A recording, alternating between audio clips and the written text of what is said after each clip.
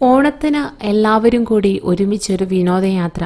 അത് മിക്കവാറും വീടുകളിലെല്ലാം നടക്കാറുള്ളതാണ്.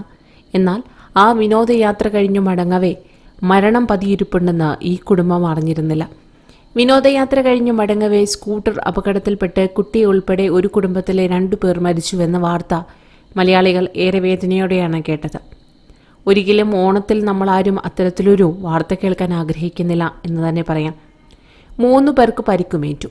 മലപ്പുറം മമ്പാട് നടുവക്കാട് ഫ്രണ്ട്സ് മൈതാനത്തിന് സമീപം ചീരക്കുഴിയിൽ ഷിനോജിന്റെ ഭാര്യ ശ്രീലക്ഷ്മി എന്ന 36 വയസ്സുകാരി, ഷിനോജിന്റെ സഹോദരൻ ഷിജുവിന്റെ മകൻ ധ്യാൻ ദേവ് എന്ന 3 വയസ്സുകാരൻ എന്നിവരാണ് മരിച്ചത്.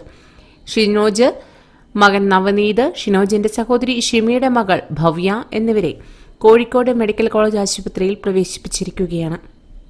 എടവണ്ണ പടിഞ്ഞാറേ ചാത്തല്ലൂർ മലയിൽ ആമസോൺ വ്യൂ പോയിന്റ് സന്ദർശിച്ചു മടങ്ങുമ്പോൾ മമ്പാട് ഓടായിക്കൽ നിന്ന് 8 കിലോമീറ്റർ അകലെ തണ്ണിക്കുഴി ഇറക്കത്തിൽ തിങ്കളാഴ്ച രാവിലെ 10:30 അപകടം. എല്ലാവരെയും നിലമ്പൂർ ജില്ലാ ആശുപത്രിയിൽ പ്രവേശിപ്പിച്ചെങ്കിലും ശ്രീലക്ഷ്മിയുടെയും ധ്യാൻദേവിന്റെയും ജീവൻ രക്ഷിക്കാനായില്ല. കൂടുതൽ വാർത്തകൾക്കായി ഈ ചാനൽ സബ്സ്ക്രൈബ് ചെയ്യുക.